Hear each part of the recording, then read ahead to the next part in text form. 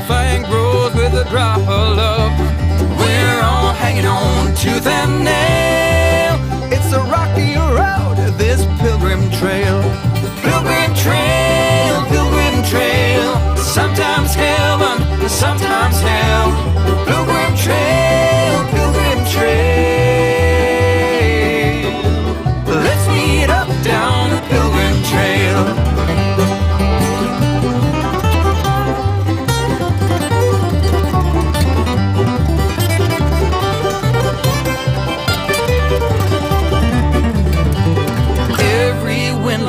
For a sail, like every campfire needs a tale. We're on this freight train going down the rail, together on this pilgrim's trail. Pilgrim trail, pilgrim trail. Sometimes heaven, sometimes hell. Pilgrim trail, pilgrim trail. Where everything is up for sale. Pilgrim trail, pilgrim trail.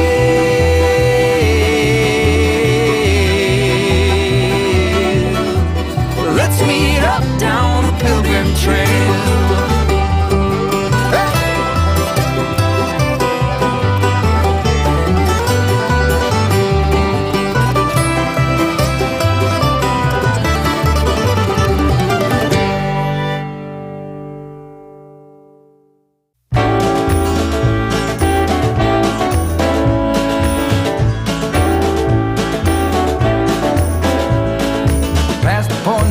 Return, baby, on the summer night. A shot of love and a spark of laughter breathe. Stars align and the month times night burn like a dried out leaf. Are we leaving on the next train, baby? I do believe. Come on, let's ride this train. Come on, let's ride this train. Now I ain't missed a 9 to 5, I don't hear it in my song. I'm gonna pull my weight, don't get me wrong. Brand new start and a whole new part, they are big old shoes to fill. I'll be there on that platform, babe, you know I will. Come on, let's ride this train. Come on, let's ride this train. Now nothing is this rush of life, you'll never find its match. So you live to be a million years. All hearts are lost by default in the time of a single beat. We're leaving on the next train, babe, so take your seat.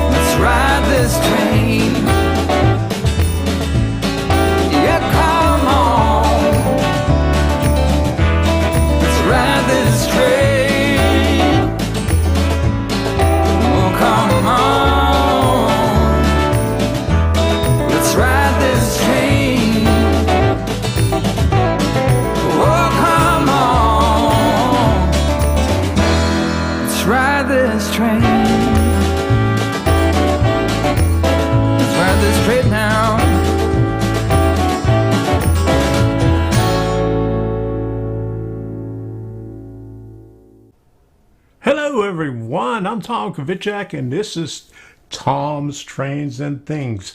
Happy Labor Day! September 2nd, 2019. I want to wish everybody a happy Labor Day today. If you're in the United States, I'm not sure if Canada celebrates it. But anyway, hello. I want to say hello to everybody here. Let's start this thing off like this. All right. Okay, then we get bring this one up here. Sparky, how you doing? Come and grab a drink and relax. RDNT. Vinny, BNSF 6951. Frank from Pittsburgh, how you doing? ZDUS Rail Fan, how you doing? Good to see you here. Wilmer, how you doing? Who else we got here? Rick. We got Rick Bailey. Okay, we got Nate. I got to fix that thing so his name can come up a little bit bigger on here. All right, who we got else? Got Debbie here. Debbie's moderating tonight again. She says, I hope it's not too long tonight. All right, now we got Art. How you doing, Art? Has it rained up there yet? We had a little bit of rain earlier today, about 2 o'clock. It was really, came down really hard. But I've been watching the stuff. We had some rain between 2 and 3:30 and a couple of bands. We had a lot of lightning, but just sprinkling since then. I've been watching the virtual rail fan at Plant City, which is about 2 hours north of here, and they just had some light rain for a while, and it's pretty clear right now. How you doing, Chris, Caleb, and Gina Cushing? All right. Yeah, that's our hurricane supplies over there. Just a short indication of what it is. How you doing, Brad? Morristown, Tennessee. Okay, did I miss Chris? There you go, Chris. How you doing? Good to see you here. All right. Okay, Black Mountain Station. How you doing? Good to see you here again. Okay, so since today's Labor Day, we're going to talk a little bit about labor and how it affected the United States. And also, I'm going to show you some tools that model railroaders use that were specially made for model railroad, and tell you a little bit of story about, some other tools that I ran into when in the places that I worked. In the first place I worked, I was just like 19 years old when I started on a railroad, worked in an electric shop. And all through the electric shop, there was these benches there. Everybody was hiding and sleeping, behind the shelves and everything on them. I thought that's what they made them for, but it wasn't really what they made them for. They had, let me see if I could pull up some pictures here. It was some time ago, let me see, where's the file at? Labor Day, here we go. Let me see. Okay, let me pull this up here. Boom. Now you can see this. I made a welder right here. Okay, those used to be, I think they were Lincoln welders, and all they were a generator. And you can see the dials up here, and get cable coming out of here, and then a little ring up on top, to carry it around. And that's what they were used for. We had to take them apart and pull the commutator out of it. They took the benches and turned them over. On the bottom of the bench, they had like about a 2x8 on there, and they cut a V in it.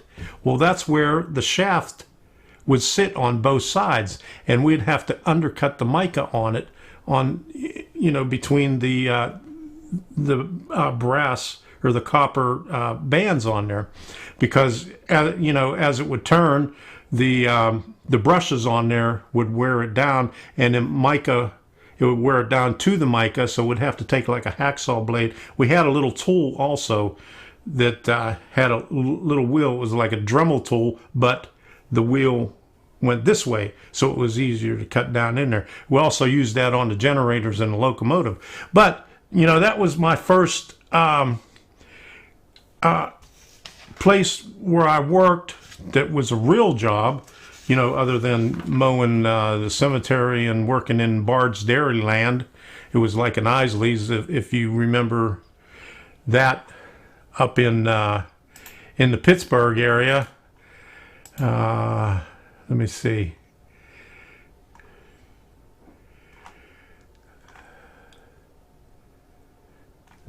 Isley's and Bard's were almost identical, except for Bard's had a different color scheme in it. But it was like it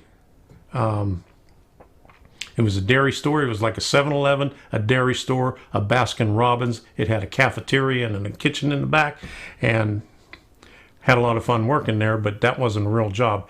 But the thing about Labor Day, now this goes all the way back to 1880, and back then the companies were working their employees 70, 80 hours a week, and there's conflicting stories about who actually organized the movement to have a Labor Day or a labor union. I think it was a McGuire somewhere. One story he was a carpenter, another story he was a machinist, but it was back there that they started protesting about all the hours that they had to work, and they wanted to get it back down to an 8-hour day. And I think finally by 1894 it was passed by the Congress. Congress passed an act making it the first Monday in September, and ever since that we've had Labor Day. But what else about Labor Day? That story about that those benches. Let me see, what was I going to say?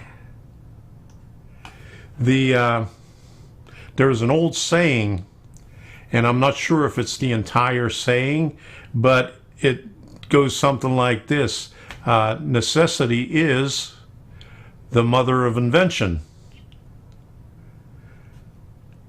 I just had to stick that in there because I remember I had that album from way back, and it took me about a half an hour to find it in all the old albums that I had, but I found it, and it was a good prop here, mothers of invention. Never got to see them, listen to their music for a while, but not very long. I see Vinny gives a thumbs up on that. All right, let's see who's talking about here. Okay, Spam Beams and Chef Boyardee, Railroader Foods. Yeah, that's Hurricane Supply Foods. We had some hot dogs today, and Debbie found out that these beans right here, they are out of date by over a year, so we didn't get to have pork and beans and hot dogs today. We just had the hot dogs. So, so that just ruined it, did But that's some of the food that we stack up again. Yeah, spam chat again. Okay.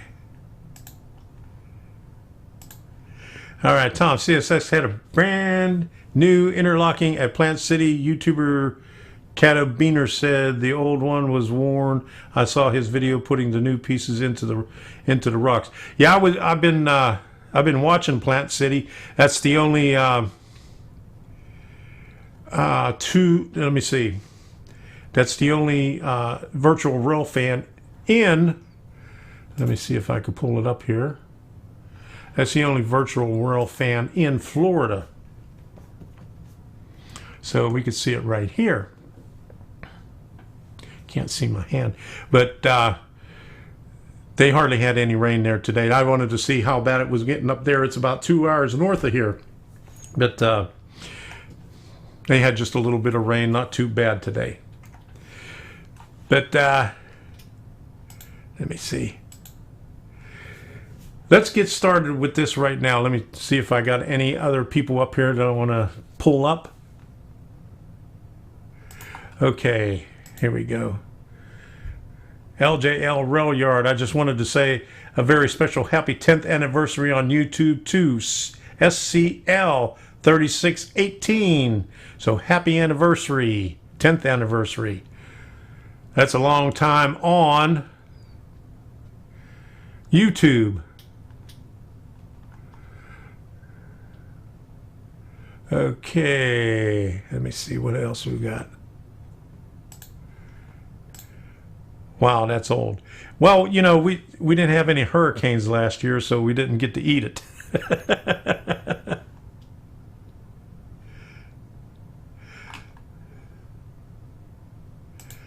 Okay. Cheers from Sub Benny. Been meaning to hit your channel, so subbed. All right. Good deal.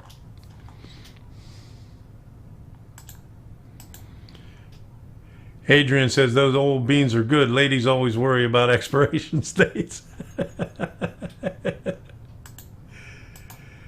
How you doing, Barry? Barry's in here from Arlington Heights, Illinois. Spam and eggs are delicious. I'm not too fond of spam, but Debbie likes it. That's the only reason why we have it. We also have some tuna fish, and when Irma came through, we had some. What else did we have? Corned beef and some other stuff. But that stuff's really salty. I guess the spam's really salty too. That's why I don't have it. Don't like it. Okay. One more. CSS has a good sized yard right here in Philly. Pool shot of oil from Sunoco Refinery. In the latest model railroader, somebody just did or they featured a model railroad somewhere up in around Philly that does that area. So, before I go any further, I want to say this live stream is sponsored by Patreon.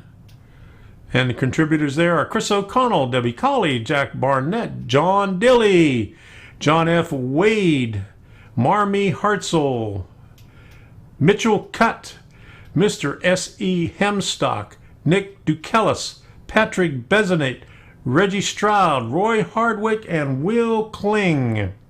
So I want to thank all of you for contributing on Patreon. Without their help, I would not be able to do this, or a lot of other things. So, canned beef and hash brown. Oh, corned beef and hash browns. Oh yeah, that's what we had. Corned beef. Yeah. Because we went out at the last minute, and that's all we could find on the shelf when Irma came through was corned beef. We wanted to get a few more things just to be on the safe side, and we ended up getting a couple of cans of corned beef. That was good, but I used to eat that, and hash browns too. I used to eat that all the time. They had them in when I worked on the railroad, they had them in little cans like this. And another thing that's really salty. It says, "Now I am hungry, Sparky." Okay. All right. Now, what were we going to do here?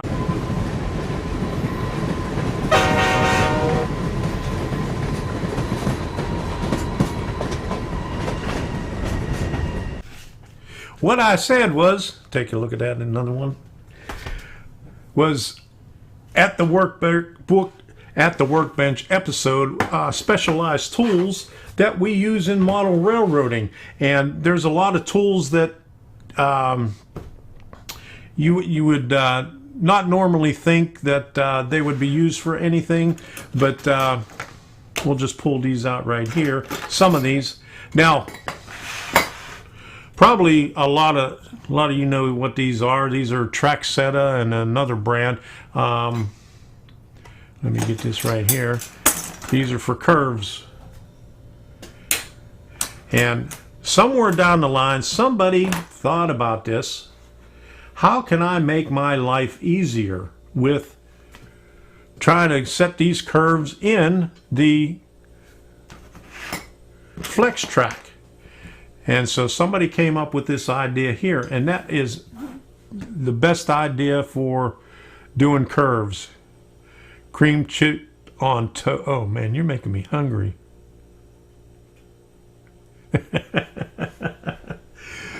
And another one was Okay, everybody's got an NMRA gauge, but I kept on losing mine. And when I found this one, I found it under a stack of papers that I had on the side of the layout. So I have a couple of them now. But what I did with it was I put it on a 1/4-20 all thread and put some wing nuts on it. And you can see I bent it over here. I heated up this end and bent this down so I could stand this up. And let me see if I can get you a side shot on this, make it look a little bit better.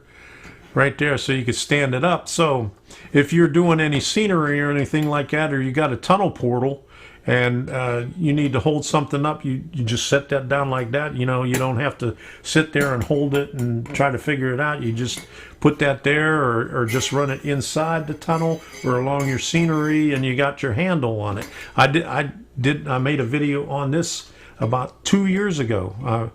This was probably in my top, first 20 videos I came out with this, and that I thought that was a pretty good idea. Now, I got a whole bunch of stuff in here.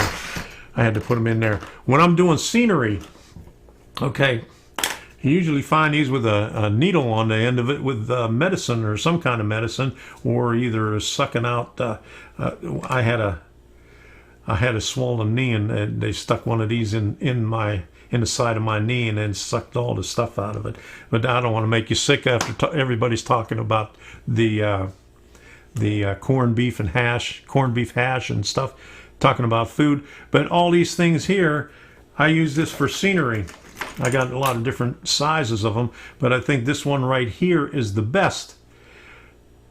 And all I do is, once I got my ballast down and everything, I fill this up with diluted white glue and spray the ballast with, it'll be out like this. I spray the ballast with a little bit of alcohol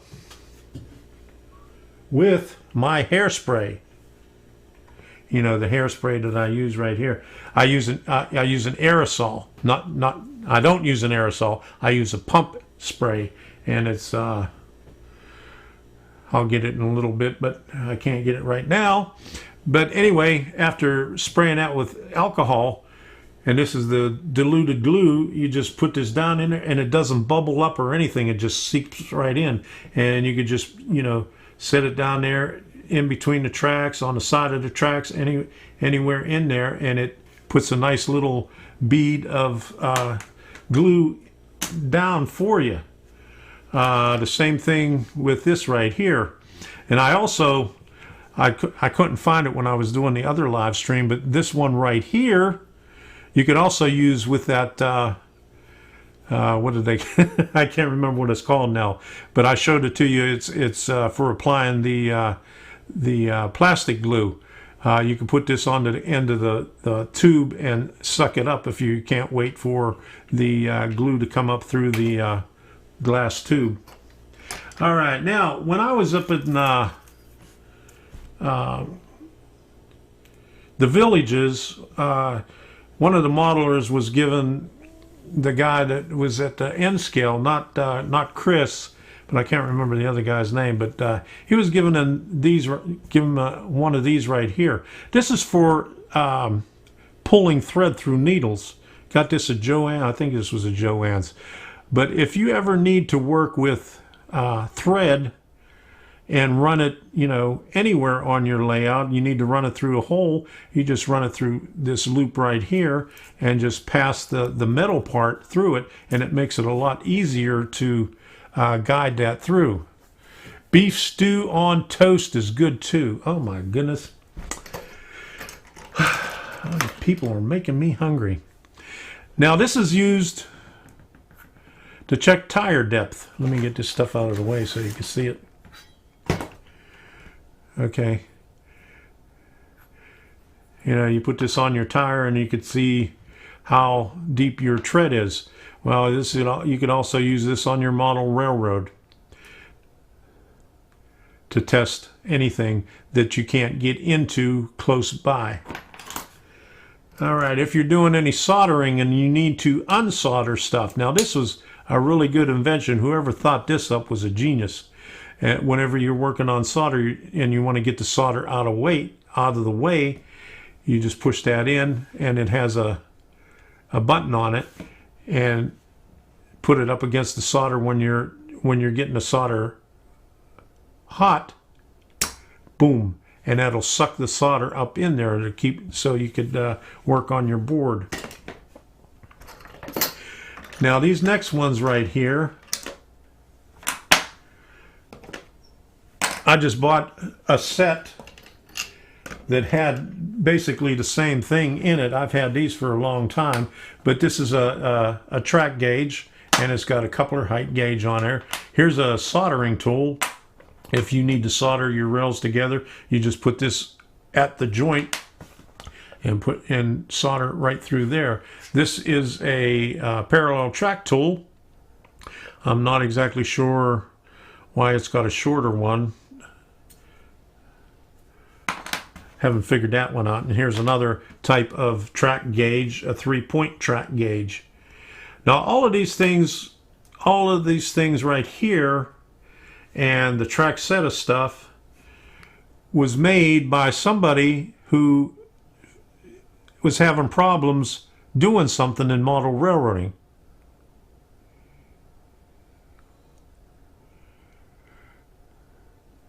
And they came up with a good idea, and that's what this whole topic is about today. Now, I know a lot of you have these rules right here.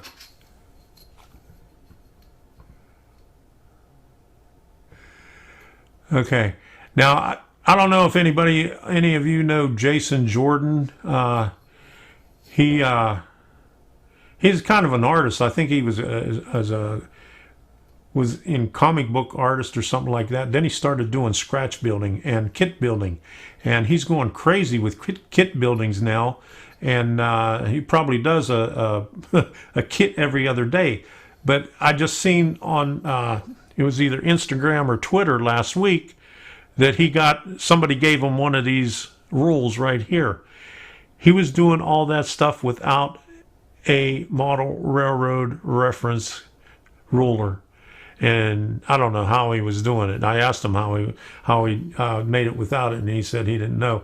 But HO gauge, SO gauge, N scale, you got down here where you can't even see the lines on it, or at least I can't see the lines on it. And then on the end over here, you have the decimal equivalent for number drills. So where you come in with the number drills is with the pin vise. And that is another good example of somebody thinking up something good. You had the larger drills, but they came up with the idea of having a smaller drill. But that you have on the back of here all the decimal equivalents of that, and you also have the screw sizes from let me see, is that this way? Okay, this way. Screw sizes from 0090 all the way up to 632, and it gives you the tap drill size and the clearance drill size. So you know, you that are putting new couplers or trucks on your model, on your rolling stock, you could use that as a reference of what your tap drill is and your clearance drill is on there. Clearance drill is on there. Formula for 75% depth of thread also tells you that on there. So there's a lot of good information on there. This thing right here, I picked this up at a train show or maybe at Joann's, I'm not sure. I think I could use it someplace. It's got a little hook on there and it's got a little catch on there. So I'll figure out a way to use this. It looks interesting.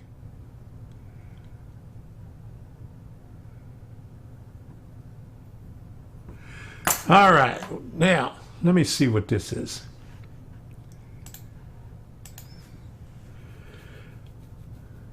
A Comaflex tool. What's that? Is that one of the things that I showed? Is that what this thing is? Not sure.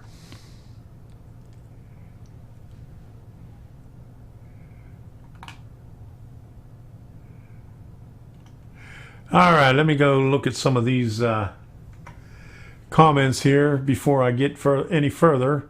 Everybody's saying hello. Let me see, did I miss anybody? DNRGW. Okay. Glad you could make it. All right, who else did I miss here?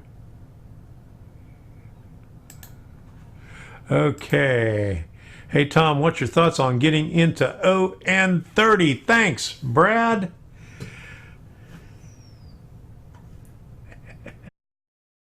I have a couple of pieces of rolling stock and a locomotive. That's probably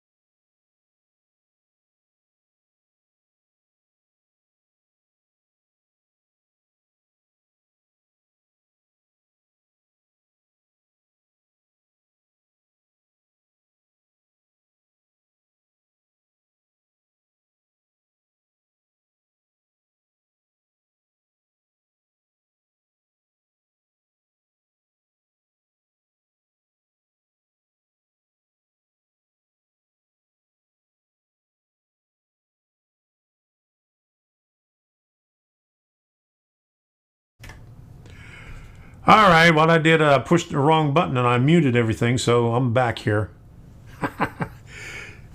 Bright Boys and track cleaners right there. I hope I got it back now. No, not yet. Okay, it should be coming up.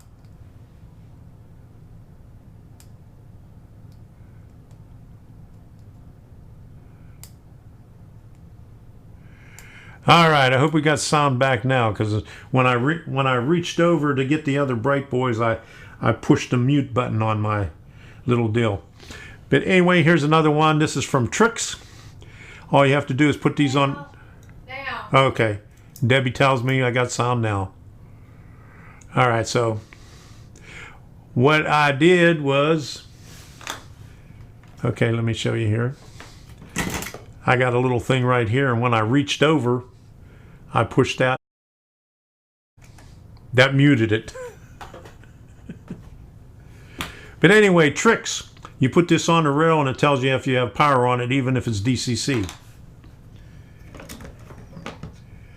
Now, we got all these little... Let me move some of this stuff out of the way.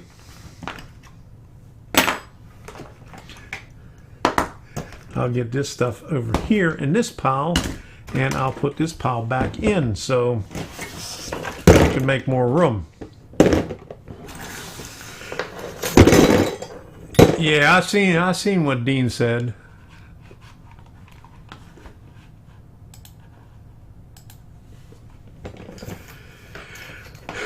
Nice to know you're still in one piece. Your table looks like my local hospital operating room. I've been there too often already. Well, we're still in one piece. The storm isn't heading this way. It's stuck over the Bahamas. It's still about 100 miles off the shore of the east coast of Florida. We're on the west coast of Florida here, so it's, you know, we got a little bit of rain today, and it was about it. I have a track tester made with 2 color LEDs and a resistor and a couple alligators clipped. Well, that's the same principle. It does the same thing. But that's you know, you find a need for something and you build it yourself, and makes life easier. So that is now called a Sparky. You should be proud, brother. Okay. Oh yeah, pull the Sparky. Well, I do have, yeah. That's what that button's there for, so I can mute it. I also had a fade to black, but I changed that out. I didn't need that really, but so let's see what else we got here. Relays.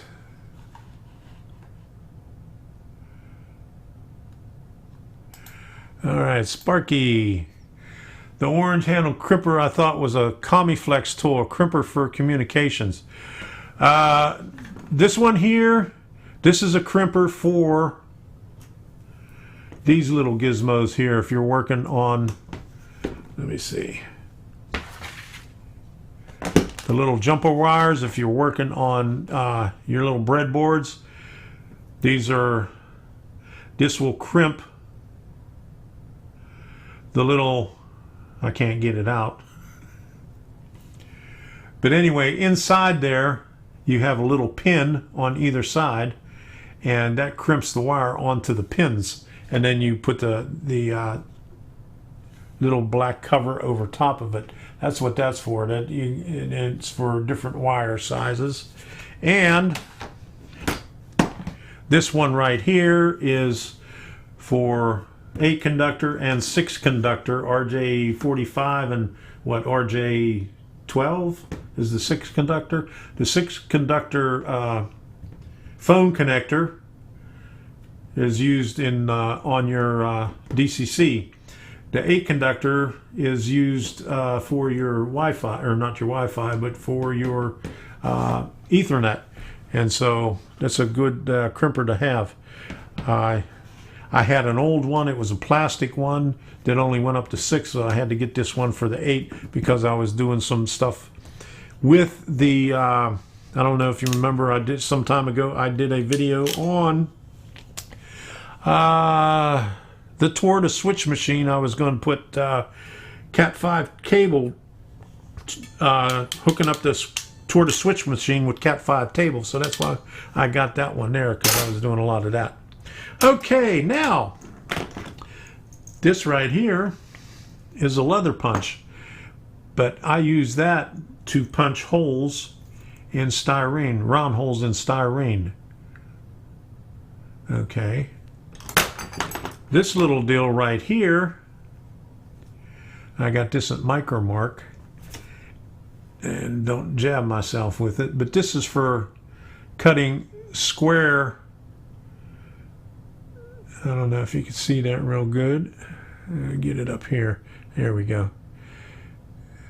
If you are doing doors or windows in wood, you use this, you put it in there, and you just tap it down with the ball peen hammer, and that'll give you a nice square finish on it.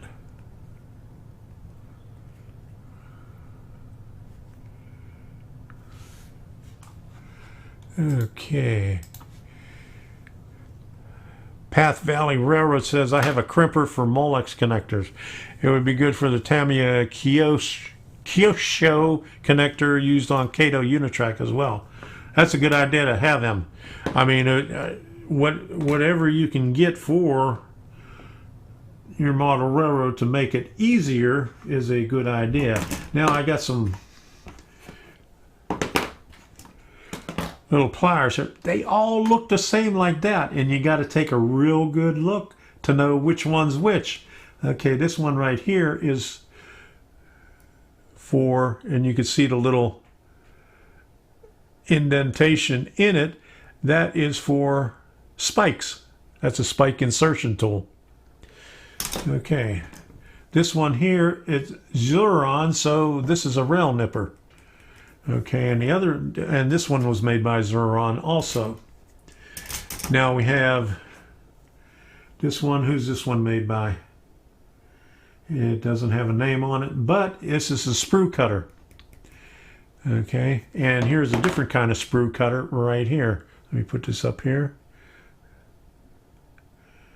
And this is not very strong. If you've got strong fingers, it'll work, but I mean, this works pretty good, you know, if you need to angle. And this is also a sprue cutter here. This one here is a wire cutter, and it's mostly designed for like about 24 gauge wire. And you can see there's a small hole in there, very, very small. I don't think there you go. You can see it right there. You could use that to strip your wire. It's about a 24 gauge wire. That's all. You know, I got a lot more tools, but I'd have to dig them all out, and I'd have to have 2 of these.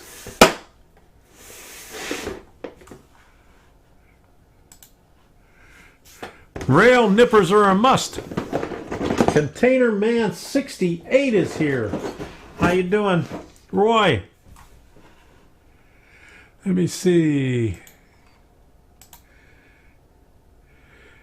Container Man 68, welcome to the live stream. Glad you can make it. I recently needed an RJ11. That's 4-pin coming out of the handset. Yeah, which one is that on? I know one of the manufacturers, they got a 4-pin plug and a 6-pin plug. That makes it kind of difficult. Is that NCE? All right. Everybody saying hello to Roy.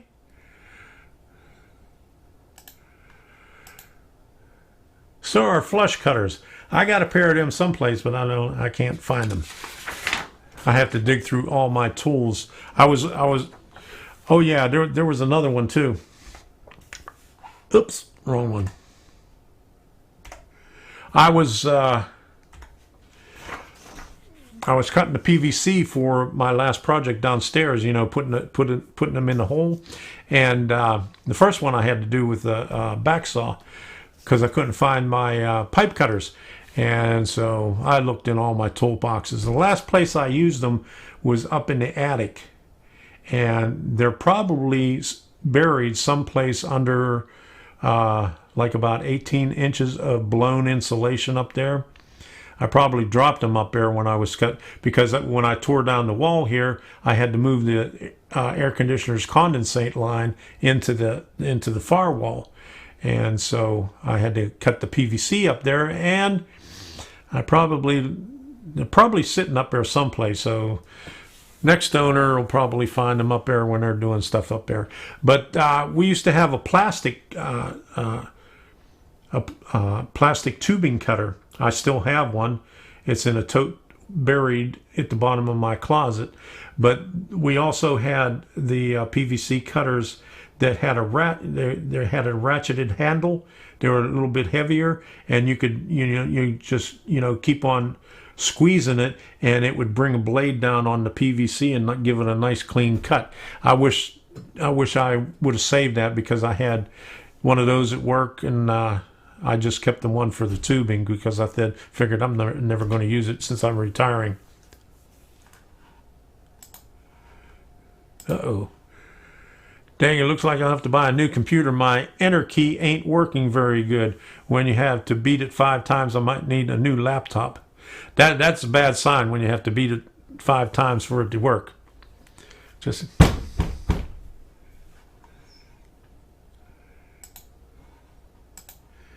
I remember the old Spam cans that had the key opener. When we got stuff for the last hurricane, we had, I think it was the corned beef still had the little key on it where you had to twist it all the way up to open it up. Kipper snacks too. When I was a kid, we had Kipper snacks all the time. That's what's that? Herring, I think. We had to eat that. Slow mode is on, Roy. Yeah, slow mode is on. Oh, is that the reason for enter key having to hit a long time? But I think I got it set for 10 seconds.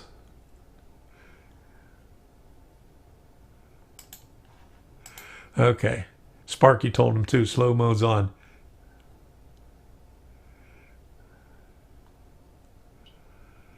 Okay. Let me see how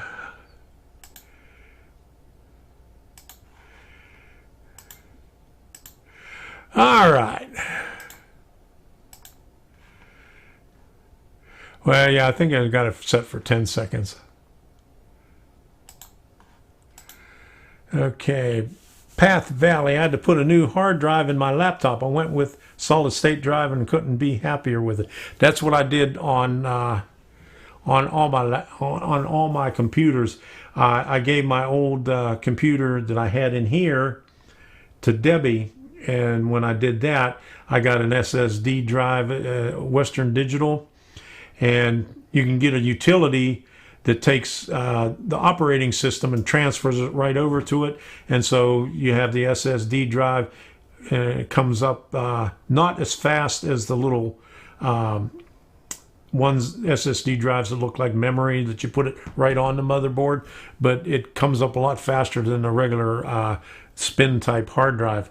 I mean, they're good. I put one in here as a second drive, and I put one like I said in Debbie's, and I put one in my other computer, and it makes a big difference. I mean, it's even, I think I showed you these. I use these for storage, for backups and everything, but it's even faster than these. These are pretty fast because they're USB 3. Yeah, they got the blue thing on it. But these two, but not for booting up. You can't boot up with them. All right, drop my earbuds. Okay, what do we got coming up here next? You know, I haven't even been looking at my notes on here. We're still at the workbench, so let's go on to the next thing here. Where are we at?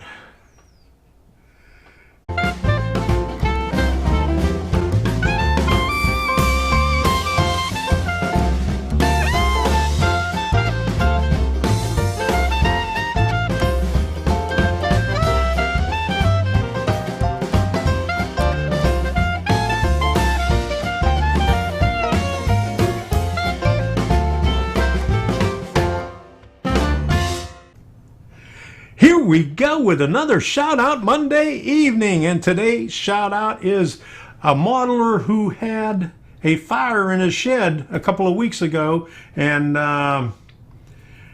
James Dunlap told us about it. He referenced his video a couple of weeks ago, and even on my live stream 2 weeks ago he put a link to the thing in there, and I'm talking about Matthew Brower, and it's a double trouble, mainly because he's on the East Coast directly across from where we are, and that's where Dorian is headed. Now, to get back onto Dorian, at 6 o'clock, or it was at 6:30, I watched the Wink weather, and Dorian hasn't moved, and it hasn't gone north yet. And the weatherman was saying it's not going to go north until after 8 a.m. in the morning, so I hope it goes north, because if it doesn't, it's coming right into Florida. But anyway, let's find him right here. Okay. He is Matthew Brower, MHB, and I would call it Podunk, Podnk. That's another one of them boonies, out in the boonies. But I'm assuming that's what he means by that. MHB is his initial, and Podnk, and the closest I could figure out is Podunk, which is out in the wilderness, or you know, in the boonies. And here we go with the boonies stuff again. But anyway, he's got 109 subscribers. He doesn't put out too many videos, but this last video that he put out right here is kind of sad, because he had HO and N scale in his shed, and he had a fire in it. And this was let me see, when did he say? August 18th. And that doesn't look too good. That is sickening right there. I would not want to see that happen to anybody. And so all those N-scale things that I said that I was going to sell, I told them I'd give it to them, and I got probably about 20 N-scale buildings that I used to have over here when I first started this, but it was too difficult to reach all the way back for the N-scale. But after I emailed them today, and I says I'll send you the stuff after the hurricane, because I didn't want to send it during the hurricane or right before the hurricane. So that's his channel. That was his shed there. Really sickening. If you can, give him a hand. He lives in Florida. He's on the east coast of Florida. I got his address from James Dunlap. I didn't see James here today yet.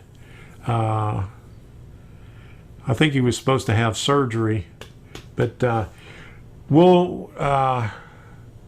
put the link to his thing in. I'll put the link in the description, or not in. I'll put it later in the description, but I'll put it in the chat right now. One thing that I found out about, whenever you put, if you have moderator, because I was looking at Vinny's the other day. I wanted to go back and look at one of the links he had in there, and everywhere that the moderator put in a link, they're gone. So I guess whenever YouTube processes the video for replay, they're pulling all the external links out. So if you got an external link on there, then it gets pulled out of there automatically. So whenever, keep that in mind. If you have some links in your chat that you want to preserve. Okay, Sparky, what comment you talking about? Okay. Okay, we got it. All right. But anyway, Debbie sleeping in there. Do what? You was sleeping in there. No, I'm not. Oh, okay. You didn't catch that comment. No, I'm trying to catch up. Oh, okay. You're trying to catch up. Okay. All right. But, okay. Now I got sidetracked again. What was I saying? Okay. So, let's go over here.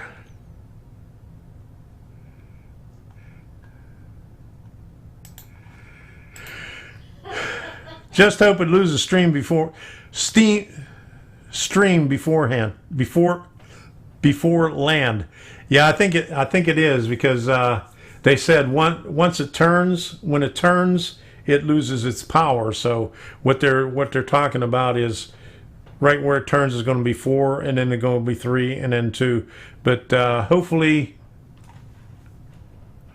that it'll turn, because what the weatherman said today is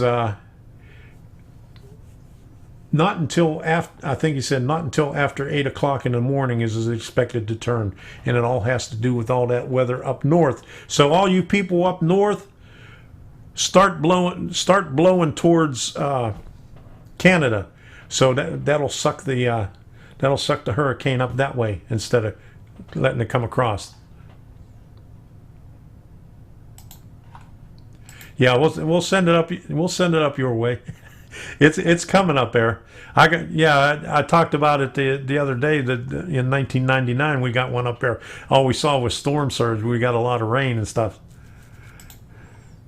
Yeah, it was a total loss.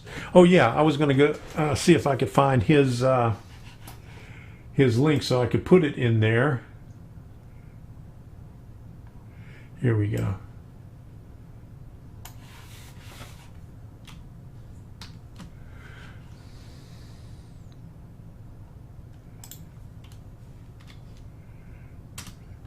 There's his link. Blow it towards Sparky. He needs it up there. Needs some of that rain. Okay, so that's the link up there, and I'll put it in the description after the video, or after the live stream. Also, like I said, when I was checking Vinny's, there wasn't any in there, so I have to check mine. I don't know if mine was still in there or not. If it was just a thing that happened, but YouTube doesn't like external links, if you hadn't already known. Most people put them in their descriptions and they leave them alone there, but I guess they're cracking down on it now, pulling them out of the live streams. I hope that's not the case, but that's what it looks like it's happening. Yeah, I hope they don't pull the links from the description. I mean, everybody puts their links in the description, but that's a shame that they start. It's a shame that they're pulling it from the live chat now.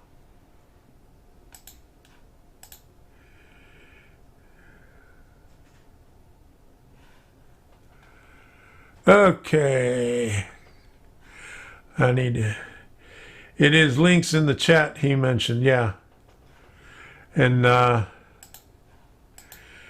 I need to check that out. Yeah, because I was looking for a link that you had in there, because when you was talking about something on there, I saw a link in there, and I checked it out, but I didn't save the link, and I went back on the replay, and there was... And I know that your moderators put links in there all the time, and there was not one link through the entire chat.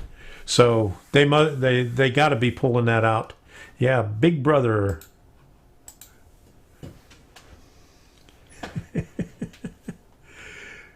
Okay. NS34A had 11 card derailment, and 35A had 6 cars that came off. Is that another one up in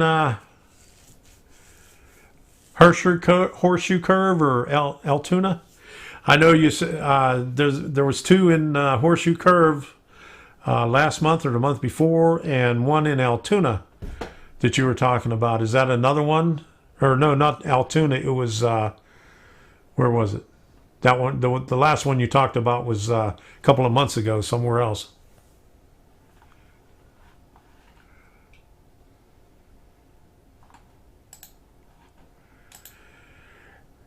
I think links and comments are still good.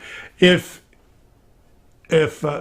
now, I'm not, I didn't disable it, but if somebody sends me a link, it automatically goes to either for review or likely spam.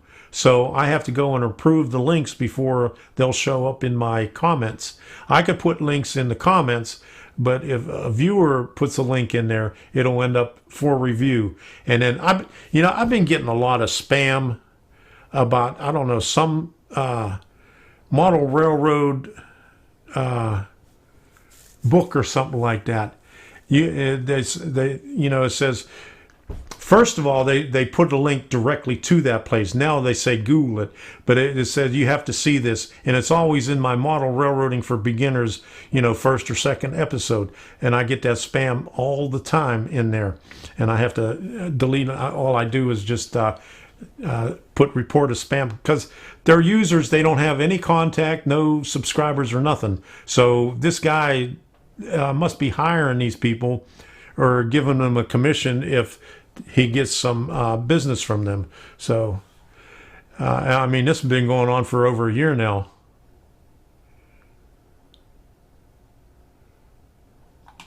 Okay.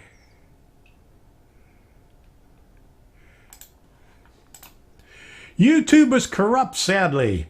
Yeah, they've been cracking down for a long time now. I guess for about the last year and a half. Well, this goes back maybe 4 or 5 years when Google bought YouTube out, and Google has been taking more and more control. And I guess about a year and a half, I was with the creator community, and it was a nice community where everybody would help each other out, answering questions. And YouTube had their managers on there also that would moderate it and answer questions for you about, how to grow on YouTube. Well, I think it was in January. I don't know if it was January this year or January last year. But anyway, they cut it out altogether. And the people that were on there, I was a rising star on there, and there was a lot of people that I knew that were top contributors. And if you go on any kind of a forum, you'll see that, you know, the people that help out the most are top contributors, and then rising stars are the ones that are getting up there and on their way to top contributor. I was a rising star on there, and they gave us an opportunity to go over to Google and do things over there and do it their way, to go through the YouTube help form. But the YouTube help form, that was the only way to help creators, and that place is a mess.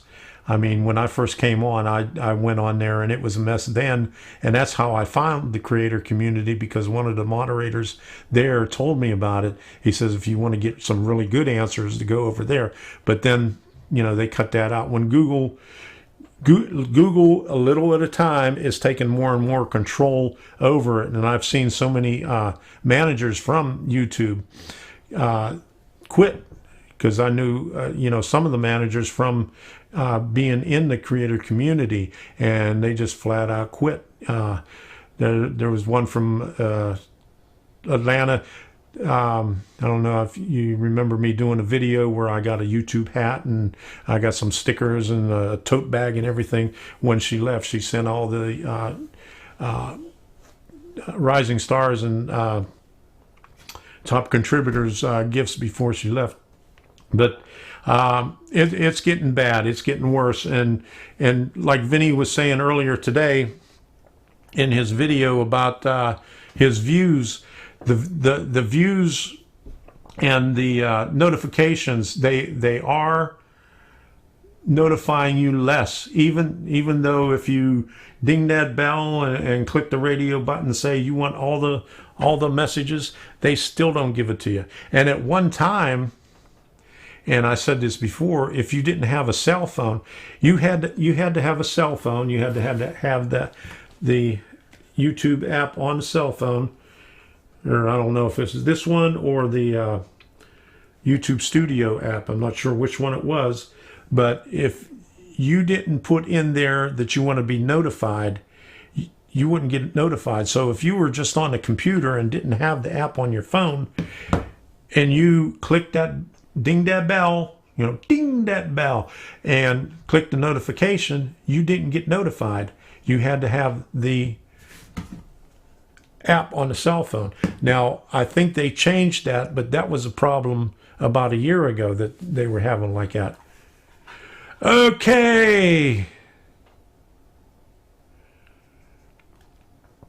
Let me see what we got. Did I miss anything up here? Okay. Archie Burger. Yes, we're safe. Thank you for your concern, and thank you for stopping by. Wonder what type of reason they use for pulling the description out. I don't think they're pulling the description out, pulling anything out of the description yet. But as far as the viewers putting links in your comments, it goes to the for review. But I've never seen a place where you could check off or uncheck where you, that you could change the deal with the links. There's a lot of other check marks in the settings, but none for that. Okay, what else we got here? Was allowed to let trains run through the derailment sites. Okay, all right. So, did you answer where is that a new derailment that you were talking about?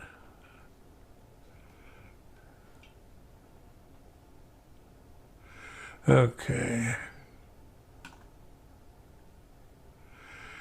Path Valley Railroad.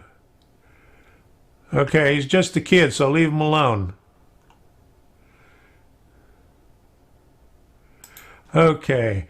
I know Roy is really pissed at YouTube. YouTube needs to stick their finger up there. Hey, star, and stop messing with stuff. I know. They like to mess with a lot of stuff. What else have they done? Oh yeah, I was talking about, Vinny's video about the views on there. Now, Creator Insider is a pretty good site to watch. If you haven't done so already, go to Creator Insider. They usually put out a window, or they usually put out a window. They usually put out a video about once a week about what's going on in YouTube. They tell you about the studio beta, which I think really sucks.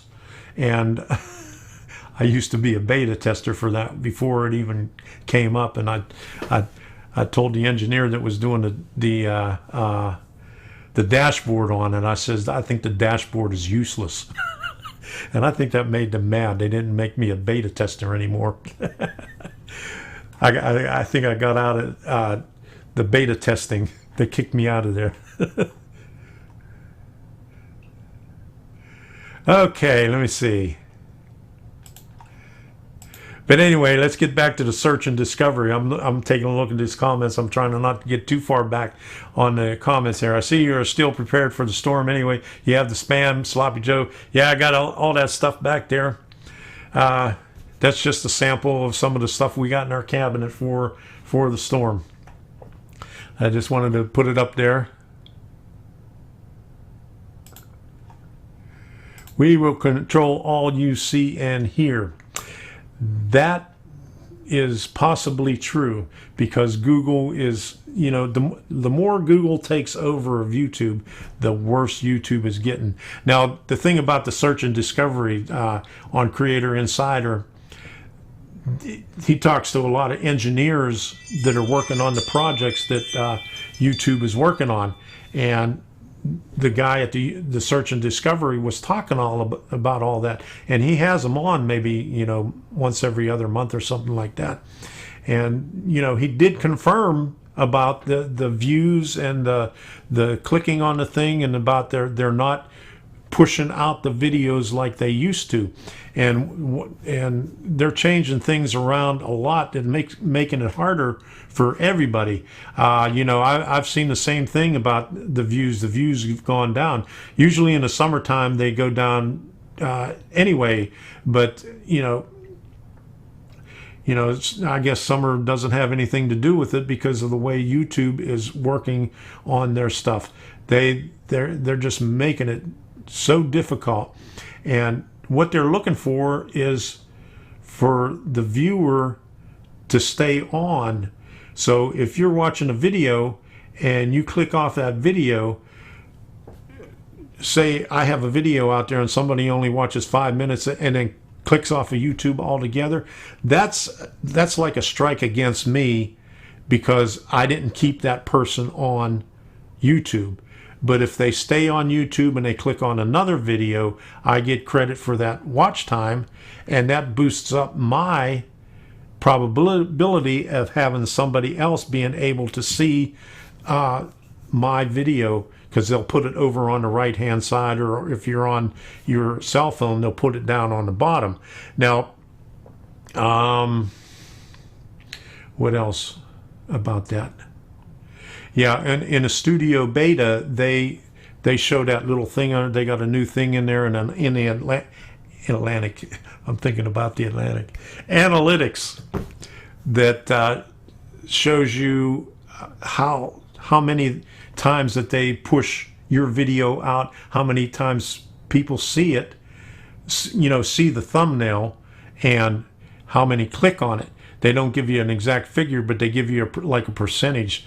The figure isn't, I guess they round it off to the hundreds or something like that, but they give you a percentage. Like on mine, it's usually like 2.9. So 2.9% of the people that see my thumbnail click on it and watch it.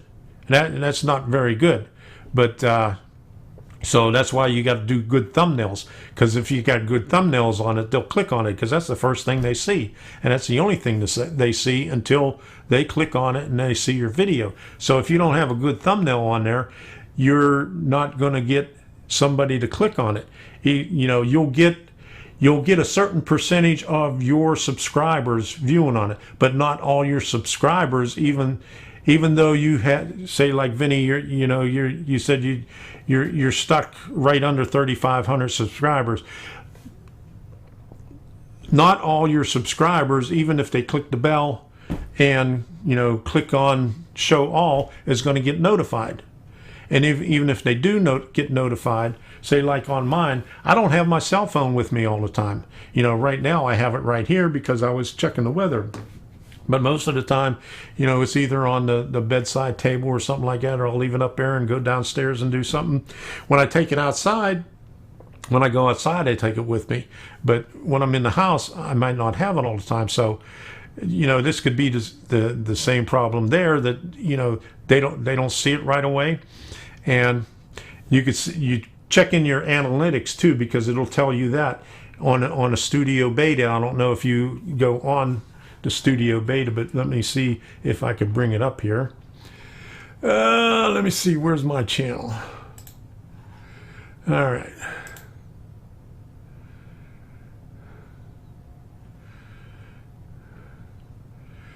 Let me see, comments, analytics.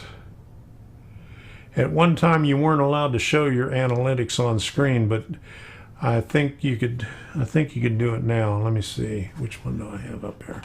All right. Okay. That's real-time activity. So reach is what you want to look at. And these things right here, suggested videos, YouTube search, you could tell how your videos are going out. External notifications. Let me go over here, and this is the little deal that I was talking to you about. See, mine's 2.9%. It gives you impressions 487,000.2, and that's the last 28 days out of all my videos. 487,000 people saw my thumbnail. Out of those 487,000, only less than 14,000 clicked on it. And watch time from impressions is 87,000 watch time. So I guess that's minutes, 87,000 minutes. But that gives you an idea of what's going on with that. And where's the engagement? Okay, this also tells you, and it goes by your videos over here, and top videos by end screen, top videos, top playlists, end screens, top cards. That doesn't give you too much right there. Okay, here's this. Not subscribe and subscribe. Now, these figures right here, I've seen a big change in that, because usually it was like 30% subscribers would watch, and not subscribed was 70%. Now you can see the subscriber count went up to 43, almost 44%. So that's a little bit better. It's going out to more subscribers, but it's still non-subscribers are watching more of my videos. And that has always puzzled me, that why people that aren't subscribed or watching the videos, why don't they subscribe? One time I did this in a video. I brought this chart up in the classic, and I said, 70% of you out there aren't subscribing. And after that, I had a jump of 135 subscribers the next day. So go figure. So go out there and subscribe. See? Ding that bell and click that thing so you could be notified whenever I have a new video coming out, and you could see all that good stuff that I have on here. But anyway, that's what I wanted to tell you about right up there on the analytics. You could kind of analyze what's going on with your channel. And another thing, about a year and a half ago, I put out about 6 or 7 videos on my other channel. And I know some of you subscribed on there, and I haven't done anything on it in a year and a half, and I got 68 subscribers on it now, and people are still watching the videos. But People, okay, let me pull this thing up here. Comments. All right. Well, Roy, that was 2 minutes ago. If see ya. I hope you're not gone yet. So see ya. Thanks for coming by. All right.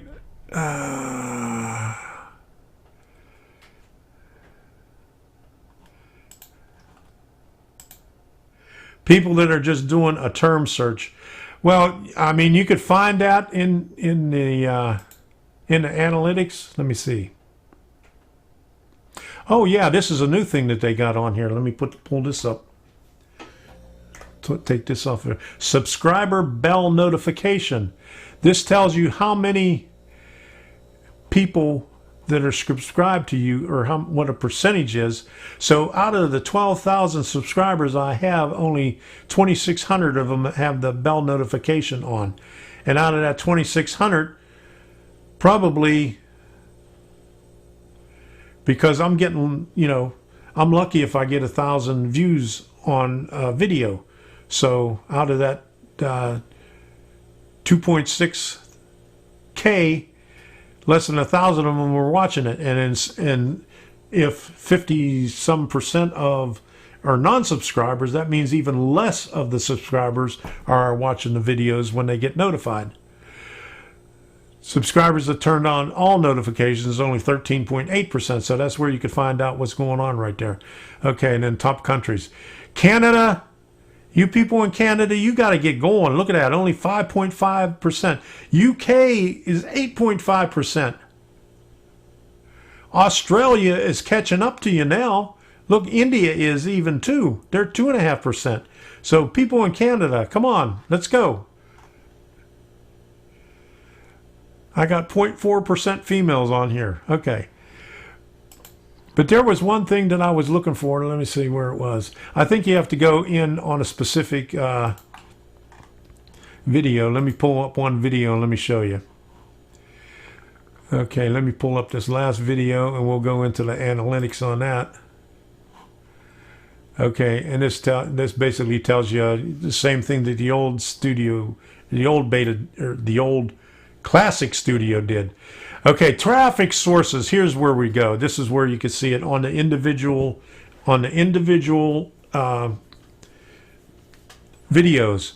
Browse features. Now this is where they're looking and just looking around for a specific term. I think this is the specific term. Okay, the specific term is YouTube search. Okay, model railroad, 12.5%. Tom's Trains and Things, 12.5%. So it doesn't show you much more. But anyway, if there was more search terms in there, it would show more search. But those are the two highest search terms for that video. So that's what people were looking for, and that's what they found. Over here is what I wanted to show you. Browse features. Now, the browse features is they're just going through and looking on the side, and that's how many people were clicking on it from there. Notifications, almost 34% are from the notifications. So basically, you could see how many percentage of the people that are being notified, or how many of the views are coming from the notifications. And then channel pages, that's, they click on your channel. Suggested videos is like on the end screen that you have the videos up there, and on the things that are on the right, that's what that is. External, I'm not sure what that, and others, I'm not sure what that is. But that gives you an idea of what's going on with that right there. So, and another thing I was going to tell you about was the, I know you were asking, how do you get more subscribers? Okay, once a month, always on YouTube. Okay, mine is close to the same, 4,500 followers, but average 350 views. Gaffa Haynes, how you doing? Glad you can make it. Turn your caps lock off. I do that all the time.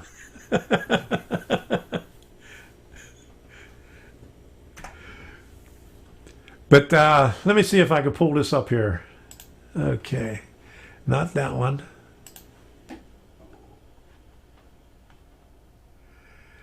Oh, I thought I had it in the queue. Okay. But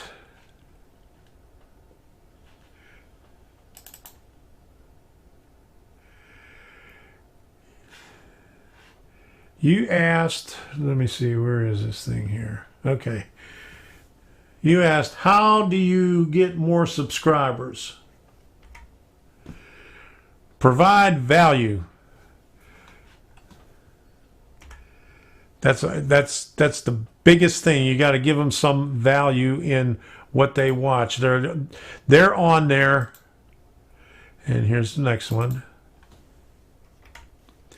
You got to entertain, inspire, and educate.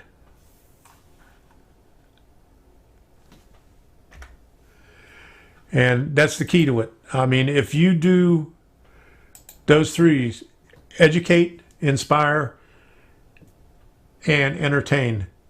I know you entertain. I don't know if you inspire people. But that's the three things you got to do.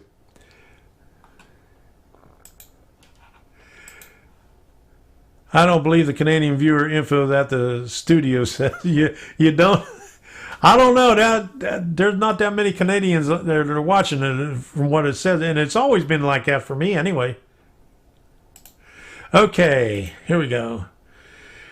Back in May, CSS train derailed 22 cars in Wellington, Ohio. There was a small fire that came out of one of the cars. Okay, is that the one you were talking about there? All right. All right, now Mark, he's got the right idea. You inspire me, Tom. Okay, thanks for stopping by, Mark. Does having a beard help? I don't know. Does it? Let me see. If I shave my beard off, I don't know. I'd probably get less views. All right. Who else? Did I miss anything? All right, here. Hakeem Kapore. Love the vids. Keep it going. Thank you, sir. Okay.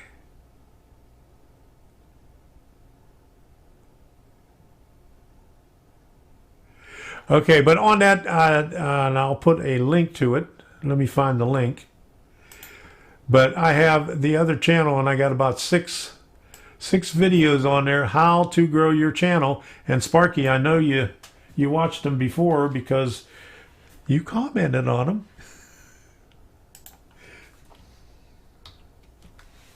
So there's the link to my other channel. When you're finished over here, well, click on that. Click on those three dots and and open it up in another browser. And then after this is over, go ahead and watch the videos. Let me see.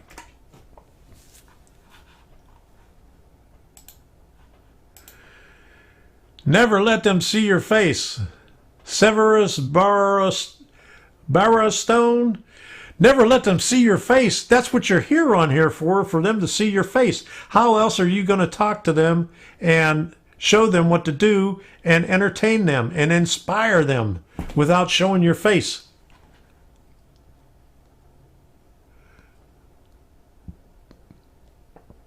Okay.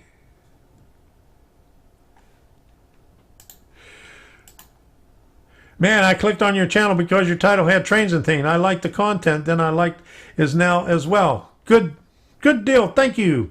Thank you very much. We got a lot of Tom, we got a lot of trains, and we got a lot of things. And if you ask Mark, where's Mark at? This guy right here. He got Tom, Strains, Tom, Strain, Sand, Things. I don't know how you said that. Yeah, you probably had to take about 50 takes to be able to say that, because I can't even say it. You know what I'm talking about. I get a kick out of Sparky's channel. You like those wigs he's got on there. Speaking of wigs, I'm brand new to this idea of model railroading. Any tip on how to start? If you check my playlists, go on my channel, on the playlist part. Here you go. I was just going to say something about that. And I still haven't got, I still got this lame thing on here. The lame strobe. I just got me a new LED strip to put up in the ceiling. I'm going to take that one down because that's a pretty lame one, and I'm going to control this with Arduino. 144 LEDs with a 8266 Wi-Fi chip, or Wi-Fi chip that I have to put on here and program for Wi-Fi, so I could put on a better strobe than this. Thank you, Sparky. It's free. Let me see if we get back over here. Yeah, oops. How'd that happen? I didn't want that. There we go. That's much better. Turn it down a little bit. Okay. Thank you very much. Buy some corned beef. Yeah, I need some corned beef. Thank you. That'll get me a bunch of corned beef.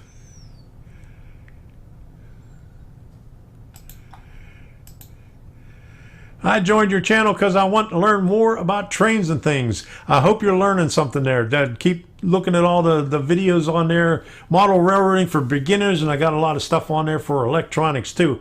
And before Sparky came up with that super chat, I was going to put this up here, but well, I'll put it up here anyway right now. Help support our efforts to provide you with the quality videos and streams through Super Chat, Patreon, PayPal, Amazon. If you go on my Amazon channel, you'll be able to go there and look at all the things that I have on my videos. Everything that mostly everything. I'm not going to say everything, but mostly everything that all the projects that I do on my videos is on Amazon. And so you can buy the stuff there, and if you buy it, I appreciate it. I get a little cut out of it, not very much, but I get a little bit. Every little bit helps. And PayPal doesn't take anything out. So if you donate $5 to PayPal, they don't take out 40% like YouTube does. I know Nate asked what the percentage is now, and I told him in the beginning it was like between 30 and 35%. Oh no. I am not getting a wig. No wig for me.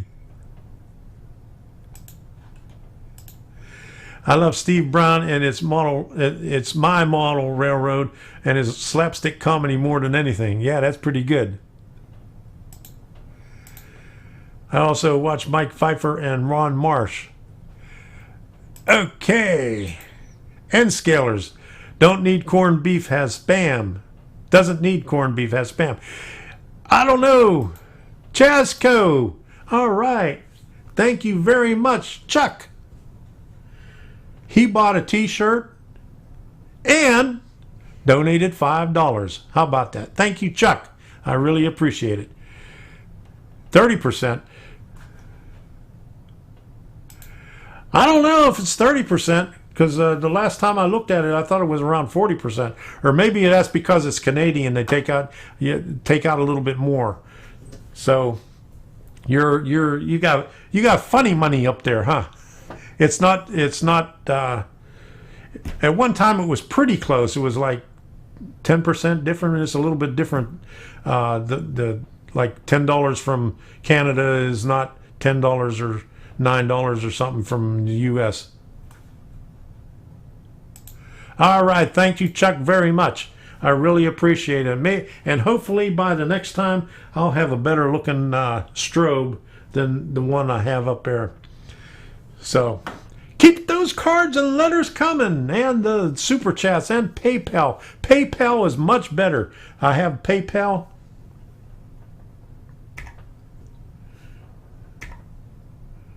That's the wrong pay. Okay. PayPal. See that QR code there? If you got your cell phone out there right now, put it right up there and click on it, and that'll take you right to my PayPal account. And it's a lot easier because they don't take anything out. If you give me $5, I get $5. If you give me $10, I get $10. So, PayPal, right there. And going back to the subject of, where's PayPal? Going back to the subject of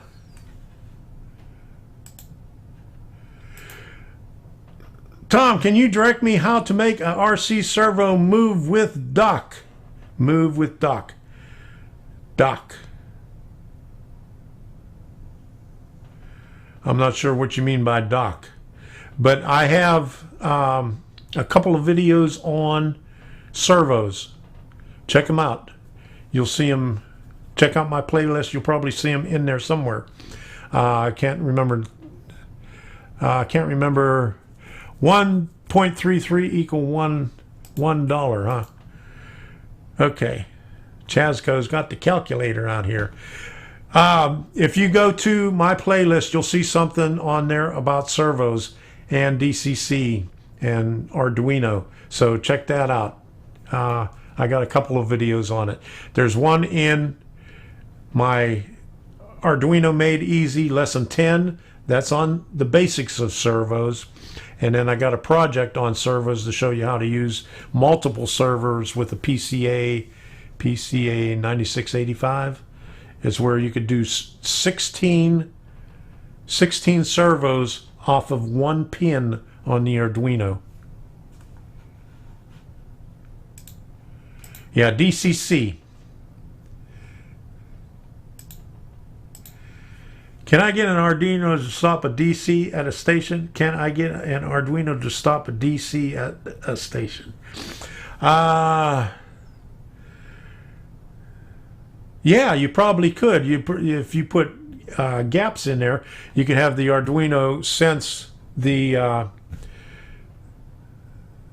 locomotive going over the gap. It's a little complicated, but it can be done. This is another thing that I wanted to bring up for Labor Day. If you tell somebody they can't do anything, never ever tell somebody that they can't do something, because you know why? Because they're going to find a way to do it and prove you wrong.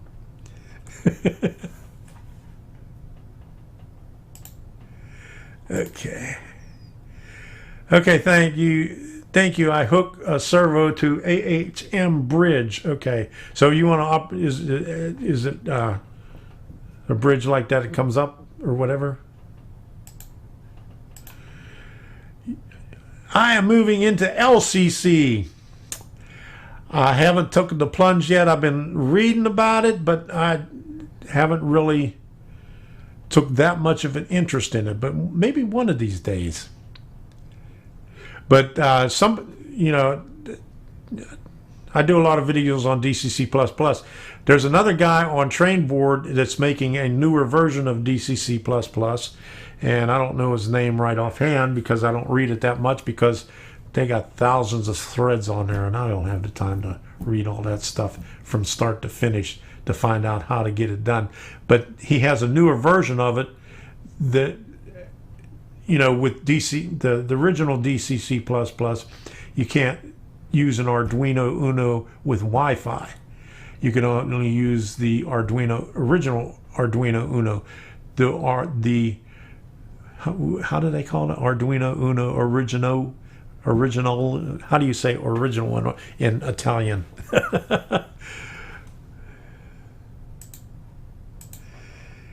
Is LCC better than DCC? Well, I'll let the other guy tell you. I haven't used it yet, but it looks promising. I take all of them when they are on, but I try not to miss Tom's Trains and Things on Monday. Good deal. Thank you very much, Dave. All right. So I'm pretty sure LCC is better than DCC. It's supposed to be able to control more with less confusion. It says, I am a slow learner in those kinds of things. I'm a slow learner too. You wouldn't think it, but I'm a slow learner too. But once I get once I get into it a little bit, and then it starts catching on, and then I say, aha, that's what they mean.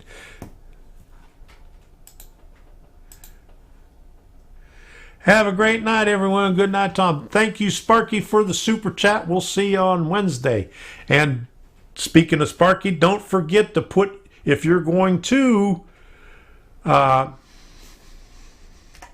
Steamtown next year, but Strasbourg, May 16th and 17th, go to Sparky's Last Wednesday's video and put your name down there on your, if you're going, so he can make arrangements for special arrangements or whatever he was talking about on Wednesday.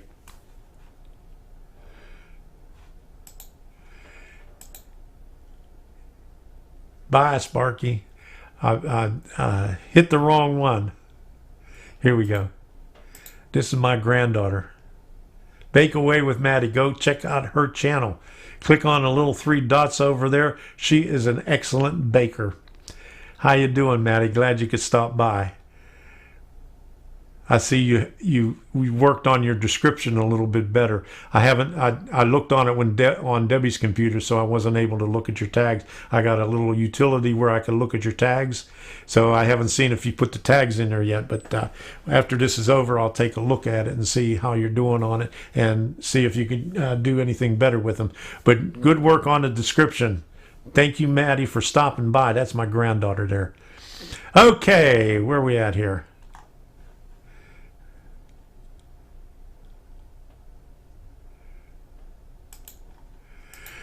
All right. Had you not already converted to DCC, would you choose LCC over DCC today?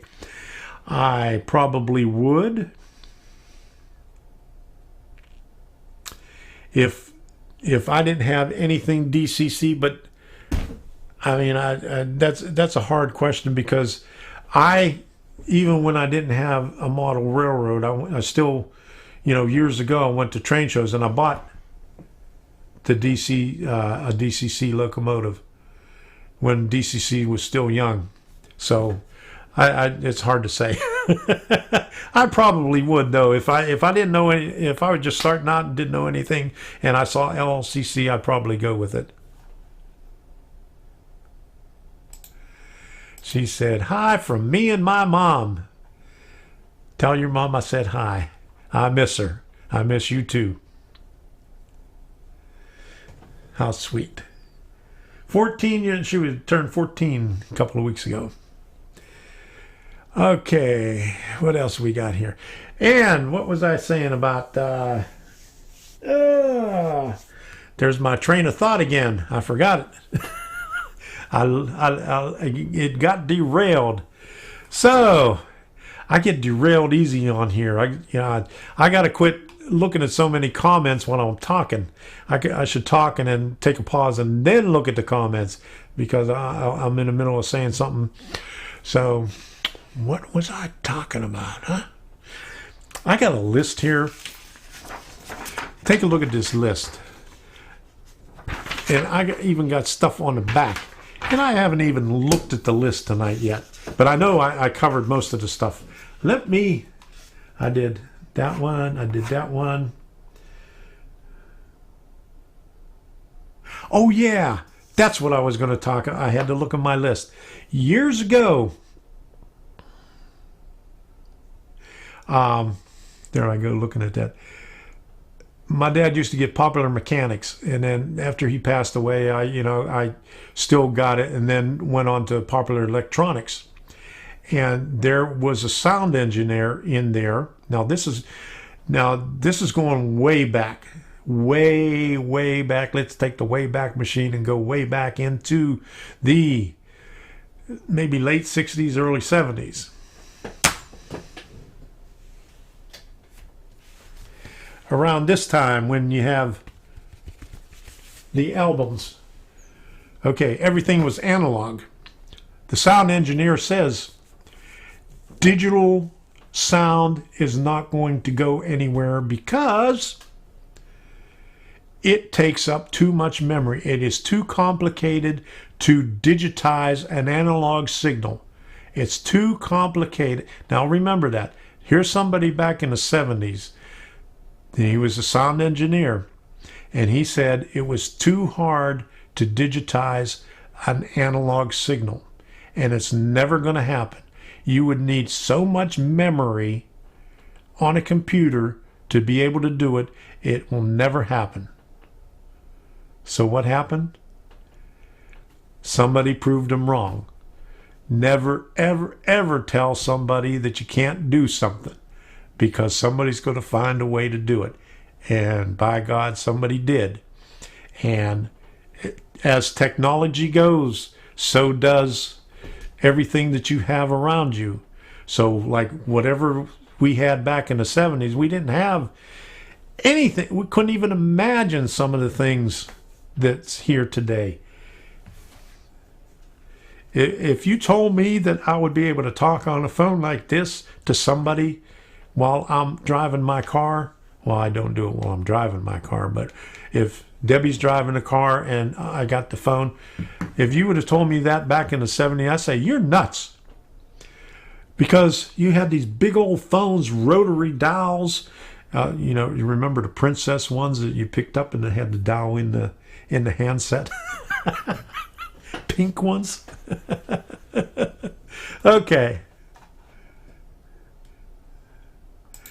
Okay, Black Mountain Station, good night. We'll see you next time.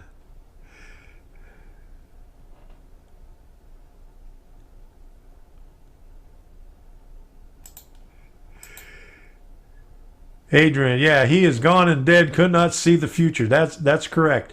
But don't ever tell anybody that they can't do anything, because they're sure going to be able to find a way to do it. And that is how technology has advanced so much, because somebody told somebody you can't do that, and they proved you wrong. And going back to way to the beginning, I talked about something that I saw when I was working my very first job, but there was how people use a tool that's very common and make it into something else. Now, let me see if I can find it here. Where are we at? Right here. Okay. Well, it doesn't show up very big, but I thought it was a bigger photo than that. Let me see. I'm going to try to get this. I'm going to have to do something with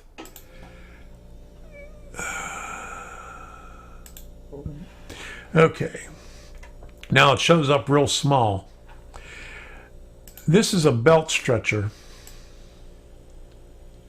Now you can see that they use. I used to work in a laundry and had to install these kind of belts all the time, and these are cotton belts and it has a lacing in it, and you put these two together. You put these two together right here and stick a pin through there. But the hardest thing about it was they always made them about an inch shorter than what you actually need, so they would stay tight.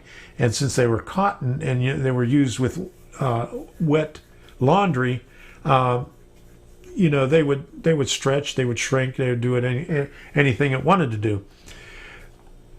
This is an improvement over what I had to use, because what I had to use. Now let me get this back to the regular size. I'm going to get this out of here. What I had to use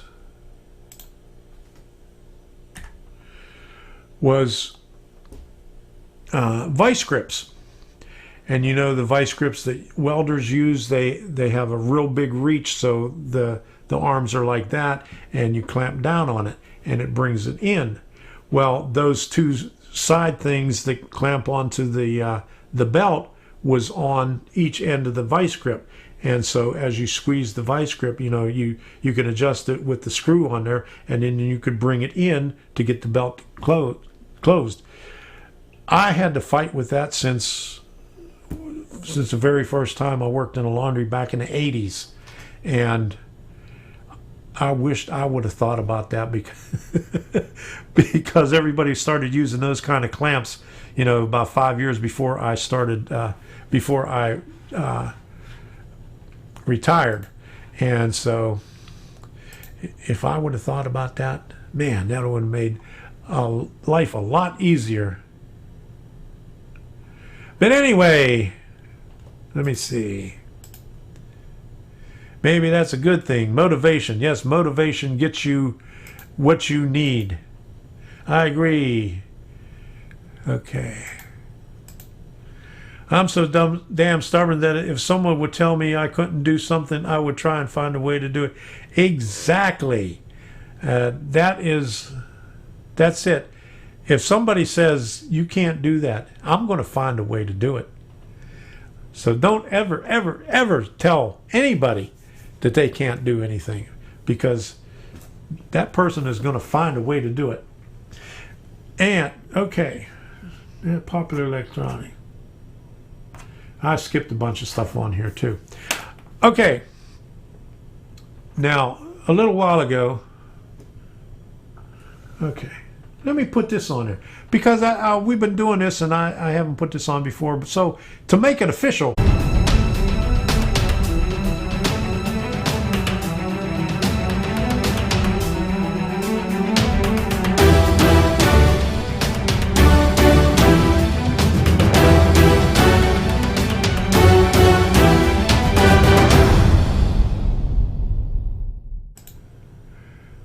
all right, train of thought. Now I've been doing train of thought is usually what I think about and talk about anything on there, and we've been doing that already. So I just had to put that splash screen up there for that, just to make it official that we're doing a train of thought.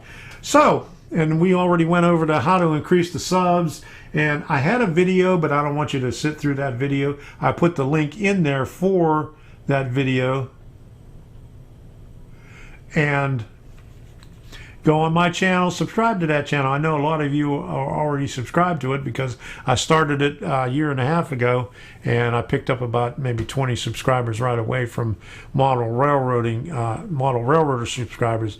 But go ahead and take a look at it. If you want to increase the views or anything else on your channel, take a look at that and look at the videos on there. There's a year and a half old, but it's still pertinent today. And Nate, I haven't forgot about the OBS tutorial. I'm working on it. I just got to figure out a way how to get it on the screen over here without having the mirror effect of seeing an infinite amount of screens on the screen that I show it to you on.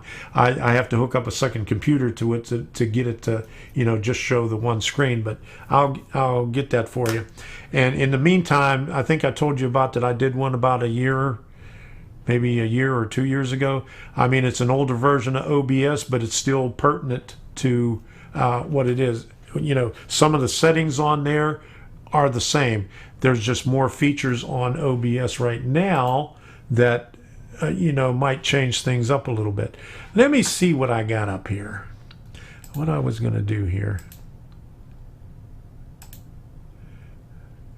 I hate this. The one thing that I hate about the Studio Beta is it's hard to get out of it and get back to the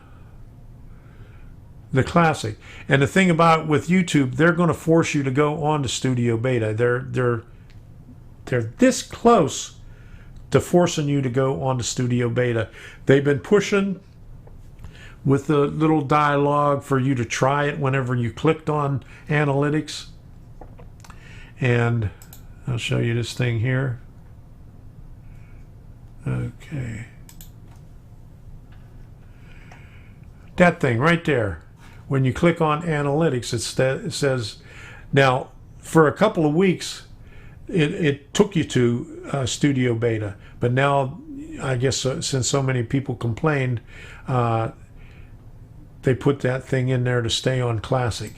So you can go on there and pick up, the real-time stuff and all the same stuff. A lot of this stuff on here,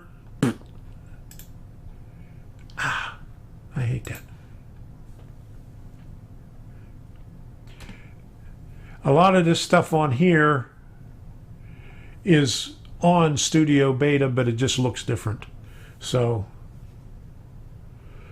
just a warning that probably in another month they're going to force you on Studio Beta, and half the things aren't on there yet. The thing about it is, like putting cards or an end screen on there, they have a little button on there, but it sends you back to the Classic, and that's what it's going to do. To set up your live stream, the same thing. The only thing good about setting up your live stream, you can go to live on it, and you could click on it and you could change the thumbnails. You can't do that in the Classic ahead of time, but you could do it in the Studio Beta. That's the only one good thing about it right now for live. But even if you have to, if you want to set the thing up with your thumbnail and the description and put a reminder in there, you have to do that all in Classic, because they don't have that in the beta yet. And there's a lot of things in the beta that is still not ready yet, but they're going to force you to use it in not too much more time. So where are we at right now? We're going on 1 hour and 45 minutes. So let's see what we got here. We got any more comments? Does anybody have any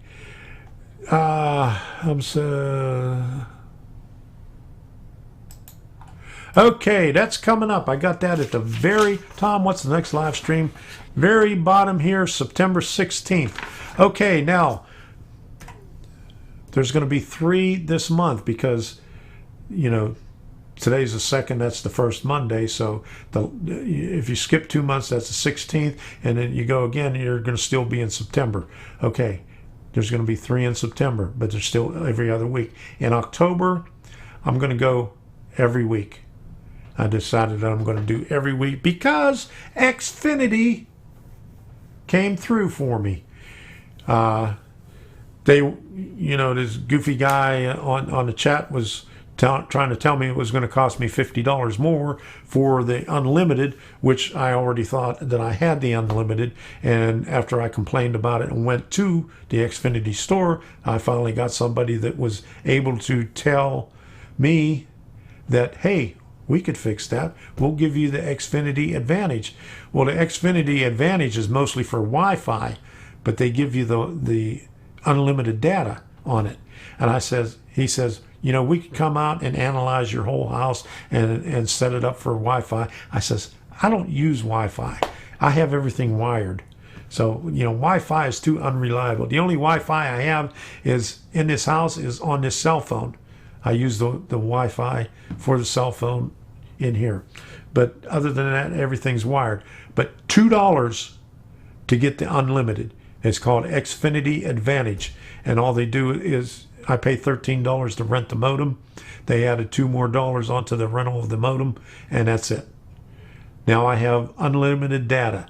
So we're starting off good at the beginning of September, using up all that data for the live stream. I know if I didn't have it last month, I would. I know I went over on the second stream, but I had 2 more streams after that. So I'm probably up to 2 terabytes on that for that.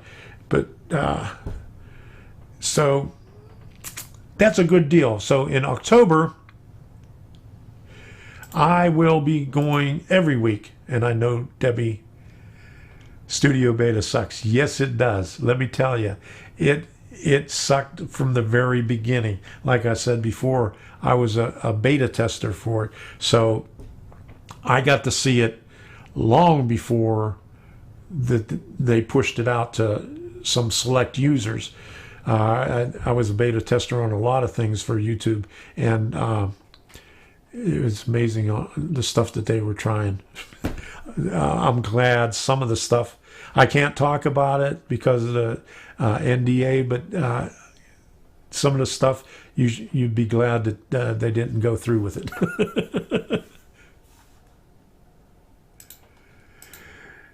Yeah, hooray for victory over Xfinity. Yeah, I mean, I was so glad that when that guy says, yeah, here, he got on the computer, boom, $2. We'll put it on the cost on the rental of your motor. It's called Xfinity Advantage, and you're good to go. See you. All right. Comcast is a racketeering joint. We have a monopoly over everything. They have a monopoly over everything. When I lived in Maryland, I moved out of there in 2000. When did I move out of there? 2004? Yeah, 2004. I lived outside of Annapolis. We had 2 internet providers, and one of them was Xfinity, but they already had the fiber optics. I keep hitting the wrong button. They already had fiber optics there. So, you know, we had pretty fast internet back in 2004, back then. But I asked them about, you know, if they're going to put fiber optics here, and they said, yeah, we'll get around to it sometime. But I just saw a truck, and I should have wrote it down. James Carey, how you doing? That's okay. You can you can catch the tail end of it and watch the replay. The replays are just as good because I say the same thing on the replay that I do on the live version.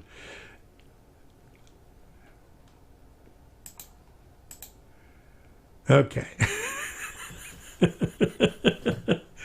All right, now. All right, I gave you the link to the other channel. We're getting down to the end of the list over here. Does anybody have any more questions about anything? One thing I wanted to ask you, what does Labor Day mean to you? Because I wrote out a list on it. Okay. Now, Labor Day is the end of summer. It's the end of hot dog season. And no white clothing after Labor Day. And do you know why that came about? I'll tell you in a little bit. Celebrating the American worker is what it is. Celebrating the advancements in technology. So is it just another holiday? It's no day off because people don't get a day off anymore. And it's a place where they have an excuse for retailers to have a Labor Day sale. But then the workers, the original reason for the Labor Day was to cut back the hours for the workers. But now in retail, they have to work longer hours to satisfy the Labor Day sales. So go figure. So that's what I got to say about Labor Day. I don't like it. It's never, you know, it's not, it's an unholiday. When holiday, real, I don't like unions. You know, all my life I've been in management and I've owned my own business. And I started out on the railroad in a union. And at one time, I would say that they were good. They were, you know, they helped the workers out. But after a certain period of time, they lost their way. All they did was take the workers' money and didn't do very much for them. I mean, they told them that they could get them more and get this, but most of the time the companies would have given them something anyway. But when I started on the railroad, I was in an electric shop. Now, the president of the union, IBEW, local 1931. He was also the vice general chairman of IBEW International. And I asked him, what do you do for the International, vice general chairman? He says, I do some paperwork. I don't know. I mean, he didn't have, you know, he really didn't even know. He had a title, but, you know, he really didn't do anything. But the first day on the job, he was the one that showed me the ropes on there. And I had to go around with him. And being 19 years old, I was all energetic and wanted to get things done and everything. And he says, slow down, you're going to kill the job. Slow down, you're going to kill the job. And that was the first thing that got me, discouraged about unions. The second thing was, okay, this was we ran through Jones and Laughlin Steel, and you could see people just sitting around. And they weren't sitting around because they were on a break. They were sitting around waiting to do their job, because different person could only do one job. When we had in the yard master's office, he had a window air conditioner and it wasn't working, so we went there to troubleshoot it. And it was something that we had to pull out and take back to the shop. So I unplugged it and I was starting to pull out, and my Steve Baldy was the guy that was the union president. He was with me showing me. He says, "You can't take that out of there. You got to wait for B&B, Bridge and Buildings. They have to come out and take it out, put it in their pickup. They'll deliver it to our shop, bring it in on the bench, and we'll work on it there." That's how it works. You could only do one thing. You couldn't go ahead and do things because that was somebody else's job, and you'd be taking away their job. But then in a steel mill, you had people everywhere that had one job, and maybe they only worked about 5-10 minutes a day waiting for that one particular thing that they had to do, that particular task, and then they were done, and they would have to sit around. And if it came around again, then they would do it. But most of the time, they didn't have anything to do it. 1981, the steel mills in Pittsburgh went poof. No more steel. No more steel production in the United States, practically. It went down to practically nothing. There were tens of thousands of people that were laid off because the steel mills shut down in the Pittsburgh area, and it happened all over the country. Pittsburgh got hit really hard. It took me 9 months to find a job. I even went to Texas to look for a job, but I found a job nearby, and that's how I got into the laundry. But as a manager, and ever since then, I was manager, except for one other job where I worked as a service representative for a distributor for laundry equipment. But other than that, I've been in management, or I own my own business. And talking about, not working 70 hours a week. If you've ever owned your own business, 70 hours a week is nothing, because even more than that, because you're always thinking, if you're owning your business, even if you're not at your business and you come home, you're even thinking about your business. So it's a 24-hour process, and if you figured out what you got paid for by the hour, it'd probably be $1 an hour or something like that, because you're constantly working. But that's the whole idea of Labor Day, the labor unions and everything like that. I've never been a fan of the labor unions. They did their thing at one time, but their life expectancy, or what they provided to the worker, has gone down the tube since they were first organized, and all they're doing is taking your money. So that's my 2 cents worth. That's my story, and I'm sticking to it. Okay, almost 10 p.m. Oh my goodness. That is for sure wasted manpower. That's all it was. Yes. Dave Hudson started here August 5. I have an anniversary coming up this month on YouTube.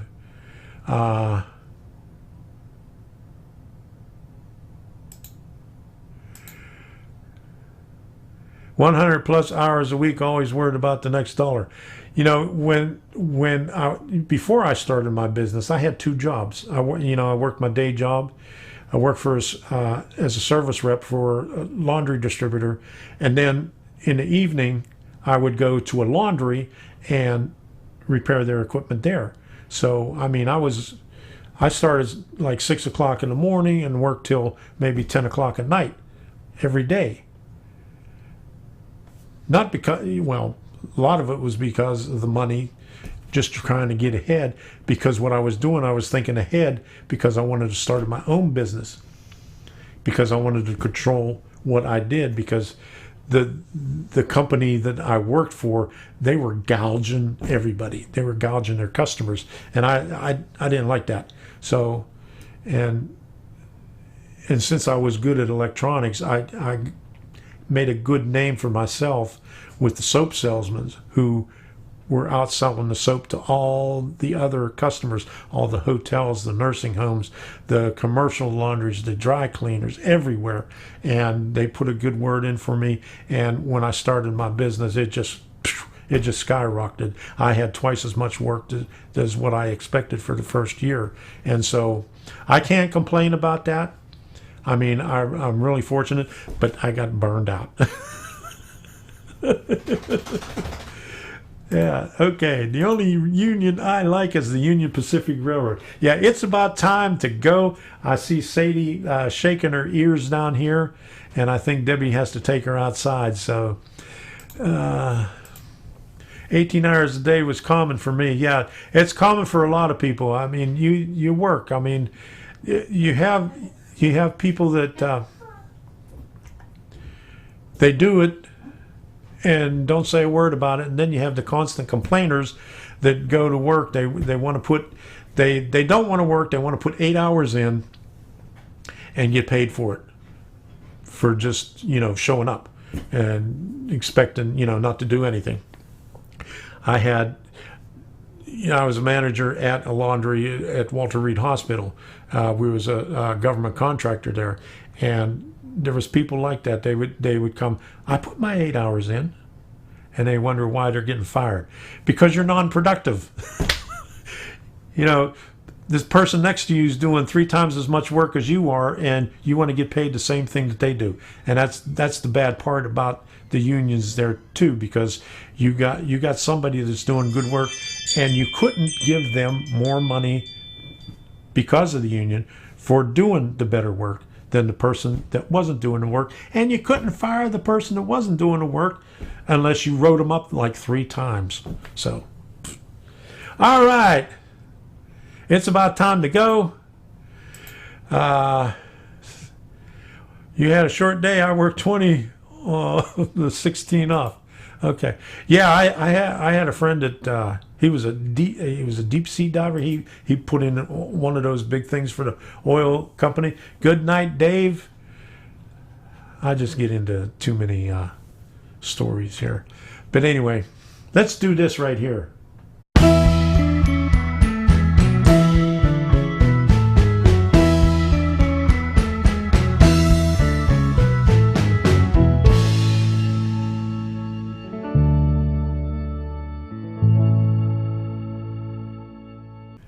Okay, let's wrap this thing up now. It's been 2 hours already, and I think I talked enough. I rambled on enough. Tom, good night. We'll see you, Nate. Okay, I already put that one up. So, talk amongst yourself for a while. That's all I got for right now. The next live stream is September 16th. And then don't forget, in October, I will be doing every week, every Monday night. And one other thing that I wanted to say, I'll put one more link up here. Where was he at here?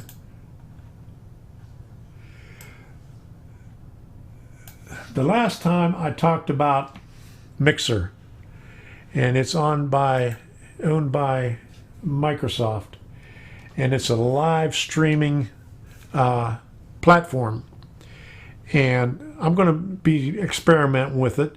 I'll send out some notifications, emails, or whatever when I do it. But take a look at that link right there. I'll put it up here in this mixer.com/tomstrains. And in fact, even you could even go there now, click on the link. I already have it set up, and you could follow me. The only thing it's going to do is it's going to give you a funny name, and you'll have a little purple berry as a icon.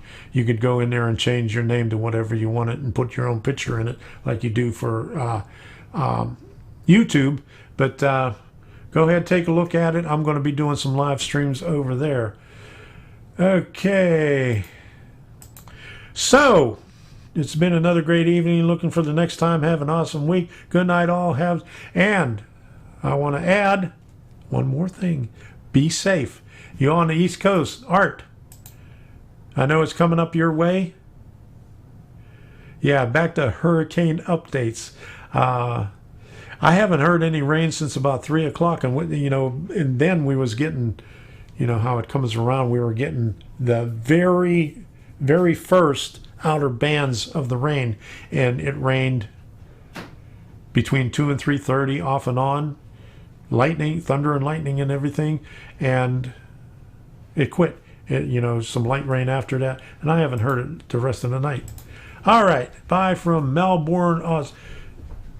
Hey, Rob, good night. We'll see you. Thanks for stopping by. Love that puppy you got there. All right, good deal. Okay, so I'm going to put this end screen on here so everybody can say goodbye. Where's it at? End. And until the next time, we'll see you.